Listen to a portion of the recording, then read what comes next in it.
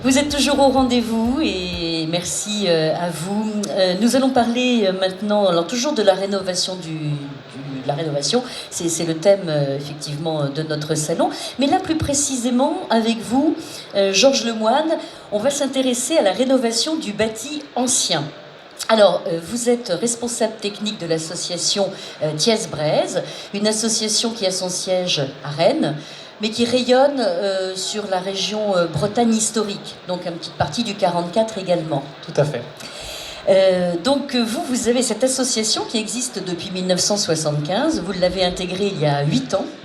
Elle a un triple rôle, d'abord le conseil, la transmission des savoir-faire et la sensibilisation au bâti ancien. Parce que le bâti ancien, c'est d'autres structures, d'autres matériaux et de fait une autre méthodologie pour le rénover. Tout à fait. Quand on parle de bâti ancien, on parle des bâtiments qui sont nés, entre guillemets, avant 1948, c'est ça ? C'est ça, c'est ça. C'est cette notion de patrimoine en France. Oui, c'est les systèmes constructifs en fait qui changent. D'accord. Donc on va s'intéresser à ces bâtiments qui ont 100 ans, plus de 100 ans, et on va voir un petit peu comment ça se passe, qu'est-ce que vous préconisez, avec des exemples précis, vous allez étayer votre propos. Dire quand même que l'association Thiès-Braise comprend 600 à 800 adhérents, ce qui est bien. Et puis ben voilà, vous laissez la parole avec toujours ce temps d'échange que j'appelle de mes voeux à la fin pour effectivement être en échange et en circulation d'idées. Cette scène est ouverte, elle est ouverte à tous et surtout à vous. Merci. Bonjour à tous. Du coup, je vais vous parler un peu de réhabilitation de bâtis anciens. Alors j'utilise plus le terme de réhabilitation que de rénovation. C'est juste des éléments de langage, hein. Mais dans le sens où la réhabilitation prend en considération le bâti sur lequel on travaille et on en prend les caractéristiques intrinsèques, les caractéristiques techniques de fonctionnement et les caractéristiques architecturales. Voilà. Tac. Non, c'est pas ça. Pardon. Donc voilà un peu ce qui fonde, nous, notre réflexion sur le bâti ancien. Ce que vous voyez là, c'est un slide en tout cas, qui présente la différence entre le bâti ancien et le bâti neuf. Bâti neuf que vous pouvez voir sur votre gauche, donc on a des fondations béton, des bandes d'arras, des bitumineuses, tout un ensemble de choses qu'il faut qu'on travaille hors sol, en théorie en tout cas. Pour le bâti ancien, c'est pas du tout le cas. Les anciens, eux, quand ils bâtissaient, ils commençaient à bâtir directement sur le sol, et avec des matériaux qui sont capillaires, notamment. La pierre dans une faible proportion, et plus des mortiers. Des mortiers en Bretagne, principalement des mortiers de terre. Donc, on a forcément de l'humidité ascensionnelle, donc ce qu'on appelle des remontées capillaires, hein. Donc on est obligé de jouer avec l'eau. C'est vraiment le fil rouge de ce qui fonde, en tout cas, la philosophie de notre façon de gérer les projets de réhabilitation. Si on s'attache pas à la gestion de l'humidité, on peut se démener comme un petit diable, on n'arrivera à rien de très performant et très durable. Donc voilà. Là, c'est en continuité, hein, avec ce que je vous ai présenté avant, c'est-à-dire que là, c'est un petit peu la différence entre un bâti traditionnel et un bâti qui a été rénové, allez, on va être gentil, on va dire dans les années 70. Donc, c'est-à-dire à gauche, vous avez un mur qui est jointé à la terre ou éventuellement à la chaux, donc des matériaux qui sont hygroscopiques et capillaires, donc qui sont en capacité de gérer de l'eau sous forme de vapeur ou sous forme liquide, et des sols qui sont perméables, des sols qui respirent, hein, qui peuvent purger leur humidité à l'intérieur comme à l'extérieur, puisqu'à l'intérieur on était principalement en terre battue. Donc sur le schéma de droite, là par contre dans la rénovation des années 70, vous avez un sol asphalté à l'extérieur pour faire propre, hein, donc un sol qui va boire de l'eau mais qui va être incapable de la purger. Il n'y a pas assez de contact avec l'air pour qu'il y ait de l'évaporation. De la même façon, à l'intérieur, fine polyane et dalle ciment, donc des matériaux qui sont incapables de gérer de l'eau. Donc de la même façon, on va enfermer un peu tout ça dans la cocotte minute. Donc on va augmenter la charge hydrique dans les sols et donc augmenter l'humidité ascensionnelle dans les murs. Rajoutons à ça qu'on a rajouté un enduit ciment à l'extérieur, voire souvent à l'intérieur, des pare-vapeurs, des isolants qui sont non adaptés. Du coup, on va avoir un écosystème très humide qui va se générer dans ce mur-là. Donc, l'isolation va plus fonctionner, puisque c'est plus tout à fait vrai, mais quasiment le seul isolant qui existe sur Terre, c'est l'air sec et immobile. Du moment où l'air n'est pas sec ou s'il est circulant, il n'est plus isolant. Donc ça ne marche pas très bien. Et en plus, ça va générer des effets de concentration de flux, ce qui est matérialisé là par les flèches rouges au niveau des poutres. C'est-à-dire que toute l'humidité atmosphérique va essayer de passer dans les endroits les plus poreux, les plus friables, les plus poreux. Donc souvent les abouts de poutre en fait. Ce qu'on retrouve dans ce genre de rénovation en général quand on démonte, c'est des abouts de poutre principalement au sud et à l'ouest qui sont en général complètement cuits, quoi. Ils sont bouffés, quoi. Donc voilà. Et donc voilà, ça va générer ce genre de problème. Les matériaux inadaptés, les pathologies des murs de pierre sont souvent liées au système constructif, donc ce que je vous expliquais, que les murs sont posés à même le sol, mais également aux matériaux rapportés qui sont incompatibles. On voit très bien, là vous voyez la pierre de schiste pourpre qui est complètement bouffée là.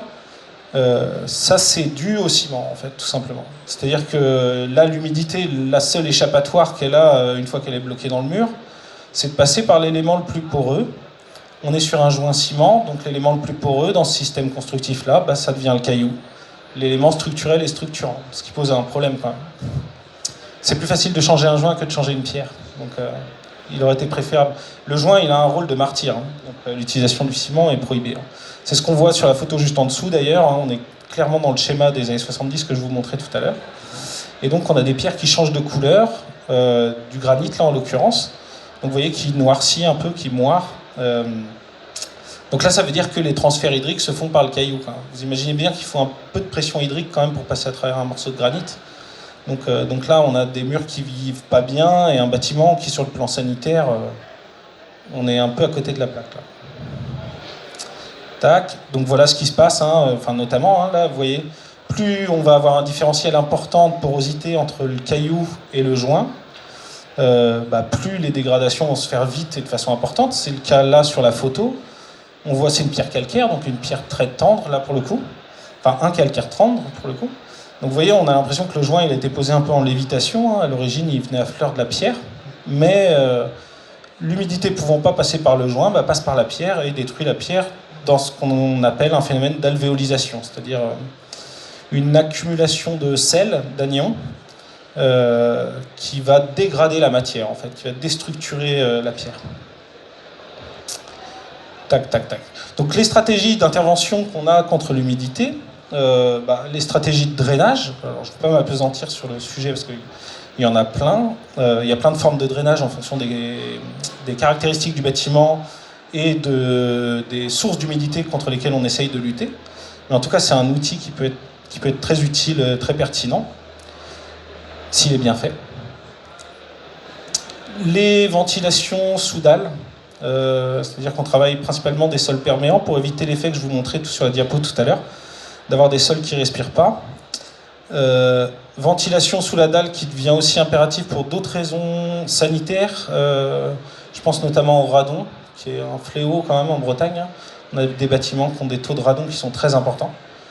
Le radon, c'est très facile à traiter sous la dalle. C'est beaucoup plus difficile à traiter une fois que c'est dans le bâtiment. Donc c'est encore la meilleure solution. Donc voilà, des systèmes de gestion magnétique, des remontées capillaires. Bon, là, c'est plutôt pour des projets en général, monuments historiques ou choses comme ça, qu'on utilise ça. C'est des procédés qui sont quand même relativement onéreux. Et puis enfin, des stratégies qui permettent de bloquer les sels ou en tout cas de les gérer. Il y a plusieurs types d'enduits qui vont avoir des caractéristiques et des fonctionnements un petit peu différents. C'est souvent des enduits dont on dit, alors c'est un peu abusif, mais dont on dit qu'ils sont basés sur des bétons romains en fait. Donc l'utilisation de pouzzolane ou de chamotte, des enduits très alvéolaires, microporeux. Voilà, je vais assez vite. Donc voilà, le but étant d'arriver sur le schéma là en haut, c'est-à-dire d'avoir une migration d'humidité à l'intérieur du mur qui va se faire correctement et qui ne va pas être bloquée. C'est-à-dire des enduits extérieurs qui sont perméables à la vapeur d'eau, des enduits intérieurs qui vont respecter les mêmes caractéristiques. Pour permettre, vous voyez la différence entre ces deux schémas, c'est-à-dire que en mettant, on en parlait tout à l'heure, mais si moi j'avais été maçon dans les années 70, il y a fort à parier que j'aurais travaillé au ciment comme tout le monde. Parce qu'on n'avait pas encore le retour d'expérience. Aujourd'hui, on l'a. C'est-à-dire que le ciment, ça pourrait paraître merveilleux parce que c'était un matériau étanche. Donc on se disait que ça allait régler les problèmes d'humidité. Le problème, c'est pour les raisons que j'ai évoquées précédemment, c'est que ça a fait l'inverse, mais ça met du temps. Et parce que vous avez un ciment sur un enduit extérieur, en gros, au bout de quelques saisons, il est micro-faillancé. Alors ça ne se voit pas forcément à l'œil nu, mais quand vous avez des pluies battantes, ça arrive en Bretagne parfois, ça rentre. Par contre, il n'y a aucun contact avec l'air, donc il n'y a pas de séchage possible.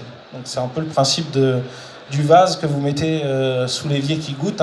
Il y a un moment où c'est plein, et ça va déborder. Et c'est ce qui se passe, en général. Donc voilà. Donc il est important, en tout cas, voilà, c'est un peu la stratégie que nous on mène quand on travaille sur un bâtiment. C'est-à-dire on commence par une lecture de bâti qui va consister à un diagnostic des désordres et à une lecture architecturale du bâtiment.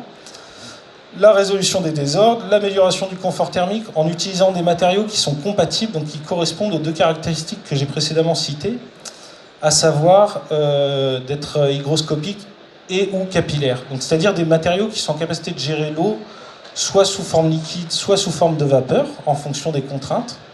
Mais c'est indispensable. Un matériau qui ne sait pas gérer l'eau, il est clairement incompatible avec le bâti ancien. Ça ne peut pas fonctionner. Voilà. Et il faut maintenir la capacité thermique pour le confort d'été. Ça va être, je pense, l'enjeu du XXIe siècle. Et surtout ne pas nuire aux échanges hygrothermiques pour les raisons que j'ai évoquées avant. Et voilà, et bien sûr effectuer des travaux dans le respect et la préservation du patrimoine. Voilà. Je vous remercie. Mais justement, donnez-nous quelques exemples concrets peut-être. Vous parlez de matériaux spécifiques. Oui. Voilà, donc moi j'aimerais avoir... Tout à fait. De fait, la plupart des matériaux qu'on va utiliser sont des matériaux qu'on qualifierait aujourd'hui de biosourcés. Pas uniquement pour des raisons écologiques, bien que ça fasse partie aussi des objets de l'association, mais aussi pour des raisons techniques, c'est-à-dire que c'est souvent les seuls matériaux qui sont hygroscopiques et capillaires, donc qui sont en capacité de gérer de l'eau, et qui répondent aussi aux éléments évoqués ici, donc à savoir assurer le confort d'été, et voilà. Alors quels sont-ils ces matériaux ? Donc principalement, nous voilà, on travaille beaucoup laine de bois, enfin les laines végétales, quelles qu'elles soient d'ailleurs. Laine végétale, le chanvre, la paille, la terre, la chaux, tout un ensemble de matériaux. Vous pourrez aller voir Isole en paille là-bas. Ouais. Coucou Nicolas. Et oui. Ouais, tout à fait. Ouais, ça fait le lien, bien sûr. Oui. Nous, on est une asso patrimoniale, donc c'est des techniques qu'on avait continué nous à promouvoir et à étudier, en tout cas parce que c'est comme ça qu'on faisait avant, ou alors sur des extensions de ces techniques-là, je pense au chaud-chanvre par exemple. Mais c'est sûr que de mon point de vue, c'est des techniques qui répondent aux enjeux qui sont ceux aujourd'hui. Je veux dire, travailler à la terre aujourd'hui, c'est juste une évidence, quoi. Un matériau biosourcé, local, recyclable à l'infini. Je veux dire... Et sur des chantiers concrets, est-ce que vous avez eu des difficultés ? Est-ce que vous avez des exemples à nous donner concrètement ? Est-ce que vous avez rénové même des exemples de patrimoine, de bâtiments de patrimoine ou autres ? Peut-être avez-vous eu des difficultés, des freins, des problèmes ? La difficulté, elle est que tous ces matériaux ont une caractéristique en commun, donc je l'ai dit, qui sont hygroscopiques et capillaires. Et ce qui fait que ça, pour une grande partie d'entre eux, ça en fait des matériaux qui sont assez fragiles. Du coup, le Thiès-Braise, je fais une petite digression, mais qui va expliquer un peu tout ça. Thiès-Braise, je ne sais pas s'il y a des bretonnants, si vous savez ce que ça veut dire en breton, ça veut dire les maisons bretonnes, pour dire qu'il n'y a pas une maison bretonne. Et je veux dire, on peut pas s'exonérer d'une analyse contextuelle, en fait, dans le sens où il y a des bâtiments qui vont supporter des traitements et d'autres pas. Donc c'est l'analyse in situ qui va permettre de sélectionner les techniques qui vont être compatibles.